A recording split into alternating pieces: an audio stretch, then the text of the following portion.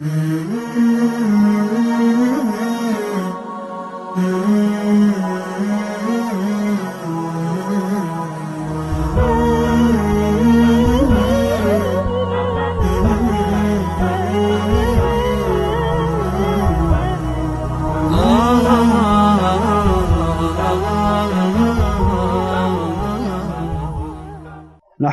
ونصلي على رسوله الكريم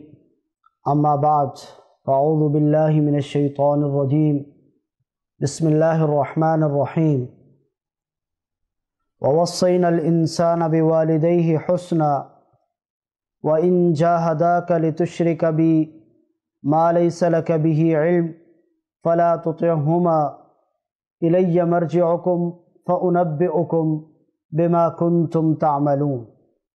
صدق اللہ العظیم۔ قرآن کریم کے 20ویں سپارے کی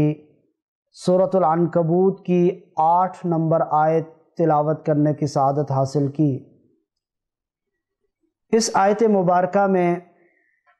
والدین کی اطاعت اور فرمانبرداری کا حکم ارشاد فرمایا گیا، اور دین کے معاملے میں یہ حکم ارشاد فرمایا کہ اگر والدین وہ شرک کا یا اللہ کی نافرمانی کا حکم دیں تو پھر ان کی اطاعت ضروری اور واجب نہیں ہوتی۔ اس آیت کا پس منظر یہ ہے کہ اللہ کے رسول صلی اللہ علیہ وسلم کے ایک جلیل القدر صحابی حضرت سعد بن ابی وقاص رضی اللہ تعالیٰ عنہ، جو عشرہ مبشرہ میں سے ہیں، یعنی اللہ کے حبیب صلی اللہ علیہ وسلم نے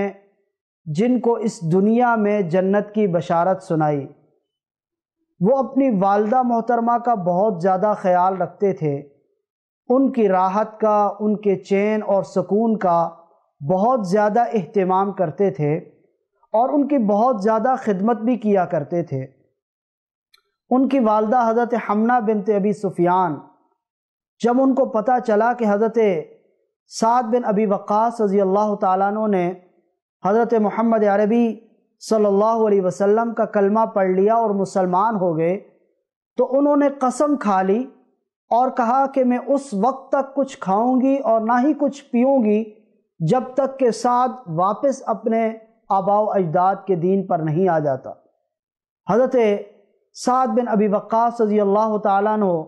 کو جب اپنی والدہ کی اس قسم کا پتہ چلا تو قرآن کریم کی یہ آیت بھی نازل ہوئی اور فرمایا وَوَصَّيْنَا الْإِنسَانَ بِوَالِدَيْهِ حُسْنًا، کہ ہم انسان کو اپنے والدین کے ساتھ اچھا سلوک کرنے کا حکم دیتے ہیں۔ وَإِن جَاهَدَاكَ لِتُشْرِكَ بِي مَا لَيْسَ لَكَ بِهِ عِلْمٌ فَلَا تُطِعْهُمَا، اگر وہ ایسے شرک کی طرف تمہیں بلائیں جن کا ان کو علم نہیں ہے، اللہ کی نافرمانی کی طرف دعوت دیں، تو پھر تمہارے اوپر ان کی اطاعت اور فرمانبرداری ضروری نہیں ہے۔ چنانچہ حضرت سعد بن ابی وقاص رضی اللہ تعالیٰ عنہ نے اسلام کے اوپر ثابت قدم رہنے کا فیصلہ فرمایا اور اپنی والدہ کے سامنے اس بات کا اظہار کیا۔ بعض روایات میں آتا ہے، یہ ترمذی شریف اور مسلم شریف کی روایات ہیں، ایک روایت میں آتا ہے کہ حضرت سعد بن ابی وقاص رضی اللہ تعالیٰ عنہ نے اپنی والدہ کے سامنے جا کر 2 ٹوک الفاظ میں کہا کہ اماں جان، اگر آپ کی یہ تو ایک جان ہے، آپ کے جسم میں 100 جانیں ہوتی اور ایک ایک کر کے میرے سامنے آپ کے جسم سے نکل رہی ہوتی، میں اس کو دیکھ رہا ہوتا، پھر بھی میں اپنے آقا صلی اللہ علیہ وسلم کے دین پر کوئی کمپرومائز اور سمجھوتا نہ کرتا، اور پھر بھی میں کبھی بھی آپ کے دین کی طرف نہ لوٹتا۔ جب ان کی والدہ حضرت حمنہ بنت ابی سفیان نے ان کا یہ عزم دیکھا اور ان کا یہ مضبوط ایمان دیکھا تو انہوں نے اپنی قسم توڑ دی، اور یوں قرآن کریم کی یہ آیت نازل ہوئی، اور اس میں والدین کے ساتھ حسن سلوک کا حکم دیتے ہوئے ایک خوبصورت اصول بھی بیان کر دیا، اور وہ اصول یہ بیان کیا کہ جہاں پر بھی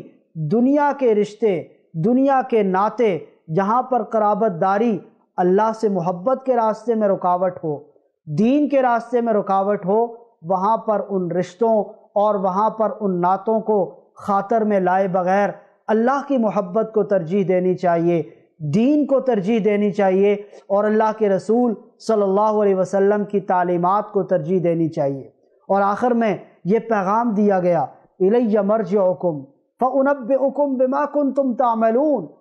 تم سب نے لوٹ کر میری طرف آنا ہے، یعنی اللہ کی بارگاہ میں پیش ہونا ہے، اور تمہاری زندگی کا ایک ایک عمل اس کے بارے میں قیامت کے دن پوچھا جائے گا، اور تمہیں بتایا جائے گا کہ تم دنیا میں یہ اعمال کیا کرتے تھے۔ چنانچہ